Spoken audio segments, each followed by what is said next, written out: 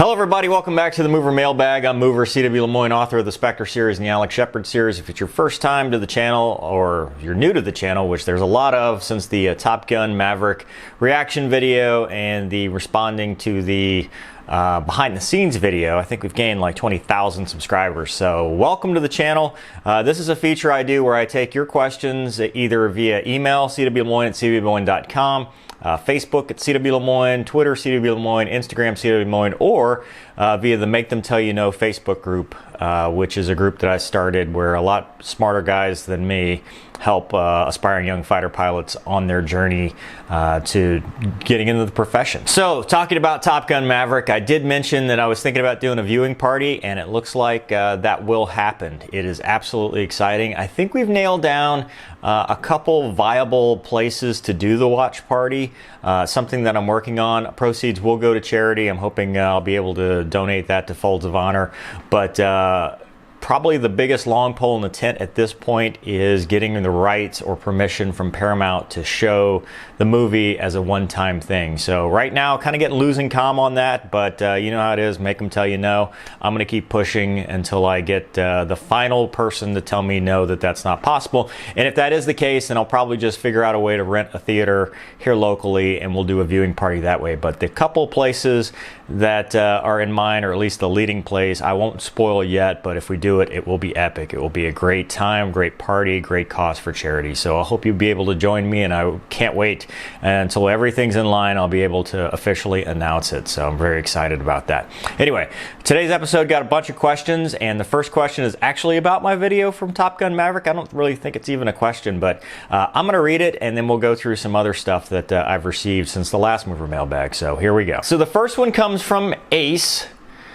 And it's actually Bren. It's a female. The subject is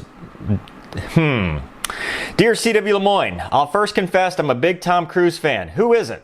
It's a little weird I'm writing this because I do not know Cruise, but not any weirder than your random shot at a fun movie. Moreover, I don't think an entire studio would lie about something not being CGI, not Cruise. An entire studio is putting its reputation on the line that it isn't CGI. You're like the guys that think global warming isn't real even though 10,000 authorities say it is. I would say, wow, but you don't deserve that much surprise. You get a That to me is the equivalent of, what is this guy's MO? You say Top Gun inspired you to be a pilot, and then you take the time to criticize at a level that could affect sales. Cheap. President Trump has to call Cruise not good looking because Zelensky called him good looking. That move at least had visible causation. You're just being a jackarse. I'm a lady. I don't swear in print. So you seem intelligent. Why? Is it because you have books you need to promote, so you picked a mule to ride yourself up to the mountain of success? Like CGI, I think you're caring about Top Gun Maverick is fake. I think you're causing a stir for your own sales. Why do I care? Why can't I randomly attack you if you randomly attack a movie that A, promotes military involvement, and B, promotes patriotism? Why would you do that? Love, not really. Bren, Ace. Holy, okay, well, so none of that's true. I did a reaction video that I thought was funny. It was tongue-in-cheek. It was from a fighter pilot. In fact, all my fighter pilot buddies have been like, yeah, that's exactly how I reacted too. It's a reaction video. I'm not trying to pick it apart. I think it's awesome. I wouldn't be doing a Top Gun watch party if I had any, if I thought it was going to be terrible. I think it's going to be an awesome movie. I know some of the people behind the movie, and I've talked to some of the people that have actually done the visual effects, and I'm not wrong. So, and there's nothing wrong with it. I've said this a million times. There's nothing wrong with having computer-generated graphics, visual effects, compositing, whatever you want to call it. There's nothing wrong with that because it's just a movie. Enjoy it, have fun. The reaction video was supposed to be fun and tongue-in-cheek. I don't know why people take this so seriously and think that I have affected sales. If anything, I've probably increased sales. It's not a documentary. So, anyway, next question. This comes from, oh man, I guess we're on the mean girl stuff. Okay, so this one is from Scott. Scott says the subject is cognitive dissonance. First, I want to say I'm a fan. I know you're an intelligent person. You got to be. I'm a controls engineer. I design and program industrial automation machines. When a friend asked me about the shape of the Earth a couple years ago, I had the same reaction you did. Instead of telling them how stupid they were, I decided to prove the curvature using actual tests and the scientific method along with any data that could be deemed valid. 1 year later, and many hours of research and testing, I failed miserably. I found way too many oh God, no. I'm not reading the rest of this. This is stupid. Holy crap. So, yeah, Jesus. No. The Earth is not flat. Just because you're stupid doesn't mean the rest of us are stupid. There's pictures, there's video, people have been to the moon, people have been to space, we know great circle navigation, we have physics, we know about gravity. No.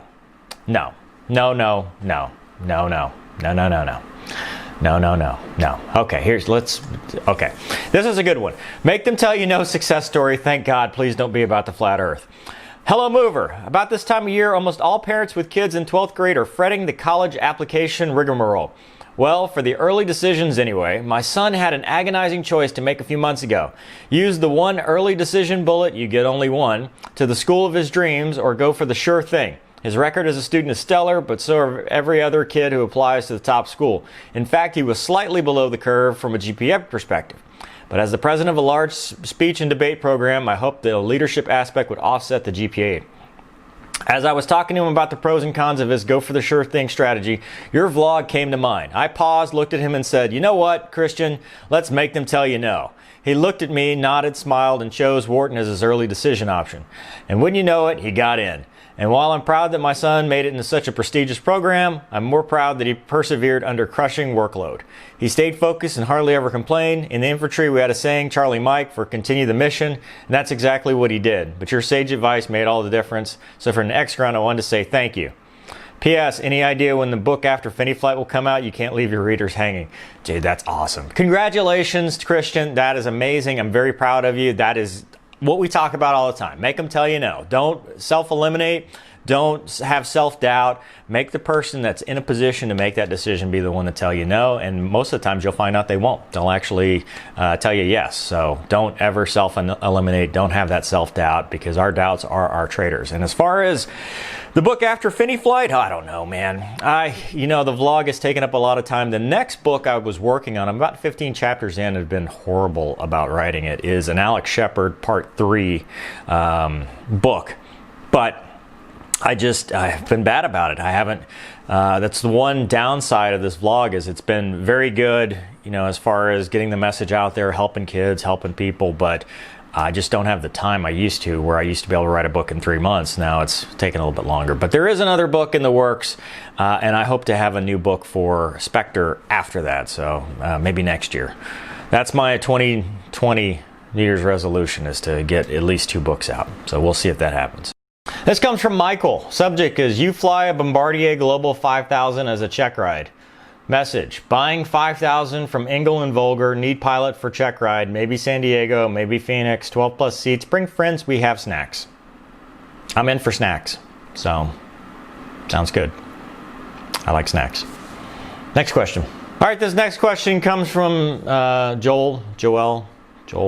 Reaction observation test during selection weeks in military pilot schools. I've heard stories of one getting kicked out on a reaction test as he spent a couple seconds too long on knowing which pocket he had his phone in. A person got the task to read a book in front of the sensor, where the test in reality was about the color on the shirt a person originally was wearing, who walked past in the background. That changed shirt with another color during the test. Person had to tell the alphabet backwards while clapping his hand in a specific way told by the sensor.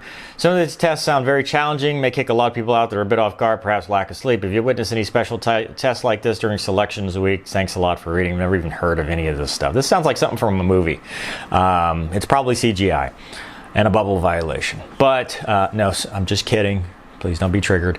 I've never heard of anything. For selection, the Air Force has, used to be the BAT test. Now I think it's called the TBAS. But it's a test you may not necessarily get to prepare for, but there's stuff out there on kind of what it's about.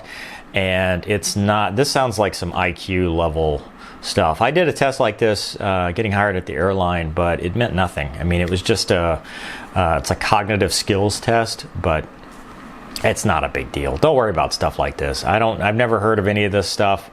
I don't think the TBAS is involved with any of this. I think it's just more of a kind of a video game. Just think of it like that. Don't stress out over it. It's not a big deal. So next question. This one comes from Adam. Adam says, hi, my name is Adam. I'm a current pilot for United Airlines. I'm going to fly for Emirates next year.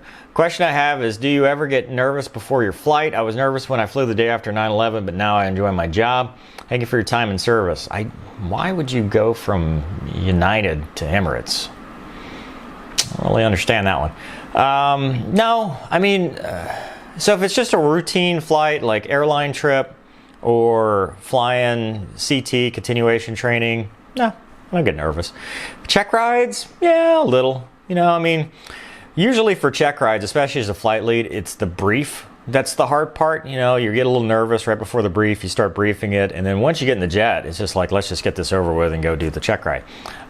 You know, it's not really nervous, you know, once you're in the airplane, because then you're just focusing on, it's called compartmentalization. You're just focusing on what you have to do next, and you don't really think about, you don't have time to be nervous. So not necessarily, but I can tell, you know, in a check ride situation, absolutely, you know, at least prior to getting to the plane. But don't leave United for Emirates. I don't know why you do that. United's a good airline. Yeah. Much better work rules and better pay. I wouldn't do that. Next question comes from Zane. Hello, Mover. I really appreciate all the videos and information you put out. I'm a junior in college and I'm in an aviation program where I'm working on a bachelor's in aviation aerospace science while also receiving flight training. Out of the hundreds of students in the program, it seems to me that I am the only one that plans on going to the Air Force after graduating. Can you think of any reason as to why that is? I know that putting your life on the line isn't something everyone wants, but it still seems a little odd that I am the only one. I feel that the military officers a lot of great experience for pilots is something to be very proud of when you make a career of it. Speaking of other students, I like helping other students and working with them to do better. Sometimes I find myself a little competitive, whether it's with grades on exams or how well my landings are. I'm always comparing myself to the other guys and thinking about who would get that fighter slot if we were in the military. I know you have talked about helping your classmates. Cooperation is key, but I also hear about how competitive it can be to get those fighter slots. Can you explain your experience with this and how you were able to help your fellow classmates while also being competitive? Thank you for everything you do, and most importantly, thank you for your service, Zane. Hi, Zane. Dude, awesome. I love your attitude. I think this is awesome. As far as why people don't want to be fighter pilots anymore, why it's not cool, you know, I grew up, and we keep going back to this Top Gun thing. I grew up when Top Gun was cool, you know, jets were loud, it was awesome, everybody loved fighter jets and fighter pilots and stuff. It kind of waned off. I think that Top Gun Maverick will actually help that. It's just people don't know. People don't know what the profession is. It's not. It's just not something that people know exists. And a lot of people, the thing I find the most, especially with younger generations, and boy, this makes me feel old. People self-eliminate like immediately. They don't even try. They go, yeah, I've got glasses. I can't be a fighter pilot. I'm not even going to try. Well, that's not true. And it hasn't been true for a while, but people have, there's so many myths and there's so much doubt out there that people just give up and go, I can't do it, so I don't want to do that. I think that's part of it. Awareness, and some of it is just, you know, they just don't know, and that's what I hope to help bring about, is some awareness on the fact that you can do it too, and it's a really cool job. It's very rewarding, and it's a good way to serve your country. The second part of your question, how to be competitive, you know, I was lucky in that I showed up at pilot training knowing I was going to fly F-16s for the Makos, so it wasn't ever a doubt for me as long as I made the grades. But with that said, it is a competition against yourself. You are competing. You cannot control. Splint did an awesome job of talking about this. I recommend going and watching his interview, the first part where he talks about pilot training. You cannot control what the other person's doing. You know, it's like a qualifying lap in Formula One. It's you versus the machine versus the track. So it's you versus the instructor versus the syllabus ride you're on. The only thing you can do is do your best. Now, helping others helps you to know the material, learn the material, and get better. And it also shows that you're a team player, which will help with commander's ranking and stuff like that. So you really can't worry about stuff that you can't control, which is how other people do. And besides that, it's getting yourself into that kind of graveyard spiral where you're obsessed with being better than everyone else will just make you not liked. People don't want somebody like that, because at the end of the day, we all wear the same patches, we all wear the same flag, we're all part of the same team. So you just have to compete with yourself. Every sortie, get better than you were the time before and improve, and I think you'll find a lot of success. But I love your attitude. I love that you're helping people and into aviation at a young age. So keep doing what you're doing. I think it's awesome. Okay, this one comes from Jose. Hello, Mover. My name is Jose. I'm 24 years old and from Southern California. I want to use this chance to thank your service and for your YouTube channel. Your videos have reignited my dream of becoming a fighter pilot. I always had the dream of flying since I was in the 5th grade, but never really thought that career would be possible for me. Recently, I've come to realize that it is my responsibility to establish structure and security there in this great country for my future family, my 2 younger brothers, since I am first-generation American. I have chosen to get my act together and follow my dreams of flying fighters before my chance slips away in order to provide a better future for the ones I love. I will be getting my bachelor's in business administration a little under 2 years from now, and your videos and your advice, make them tell you no, has helped me a lot lately. Again, I want to thank you for that. If you have the time, I was hoping you could answer some questions that have to do with my career goals. I want to fly for the 64th Aggressor Squadron. In one of your videos, you talked about how you have experience flying Red Air. My questions are: 1. If selected to fly fighters, do I have a say as to where I'll eventually be stationed? Is it realistic to aim for the 64th Aggressor Squadron? We skipped 2. We'll go straight to 3.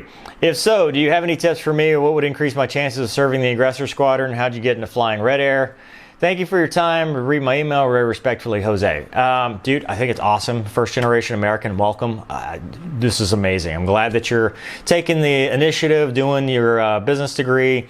Make them tell you no. It's awesome. As far as your specific questions, I think that's a little bit far down the road for you. There is no 64th Aggressor Squadron drop out of pilot training.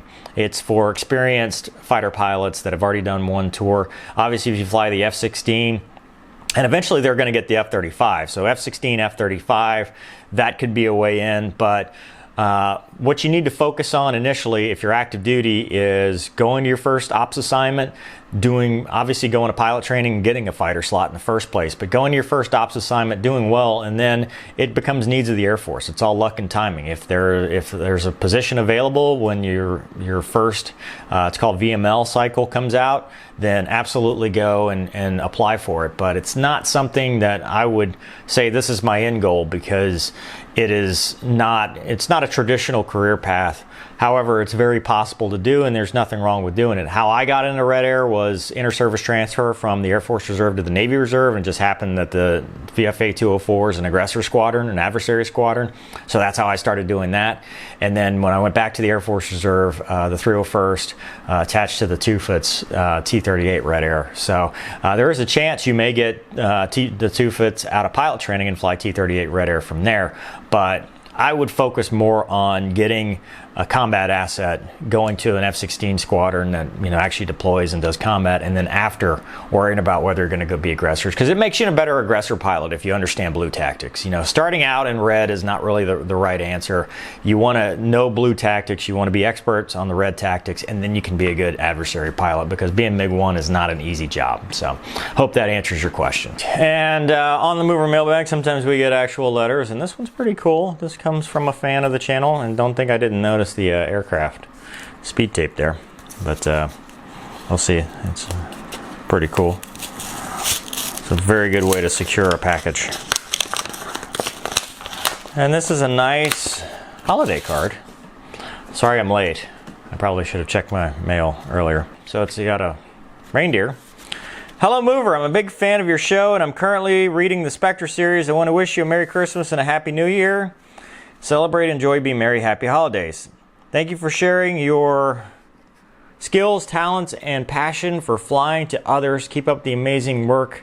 Sincerely, Getty. Well, that's very nice. And it's a Starbucks gift card. Well, that is so nice of you. Appreciate that. Thank you so much. Merry Christmas, and thanks for watching and reading all the books in the channel. All right, that'll do it for today's Mover Mailbag. If you want to send me something, cwlemoine, cwlemoine.com, facebook.com/cwlemoine, Twitter, cwlemoine, Instagram, cwlemoine, and You can join the Facebook group, Make Them Tell You No, where we have other pilots and people who've done this instead of just me that can answer your questions. It's mostly US only.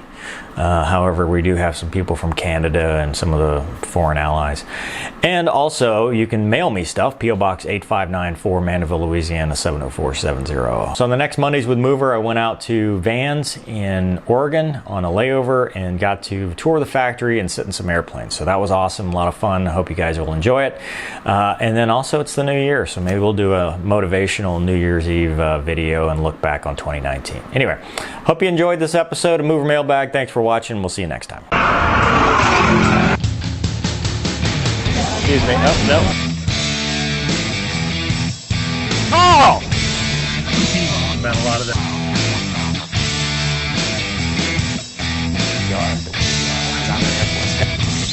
Usually fine with the doors off.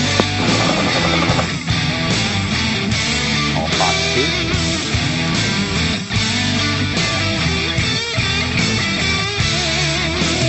Don't be a douche. Rule number 1. Make them tell you no.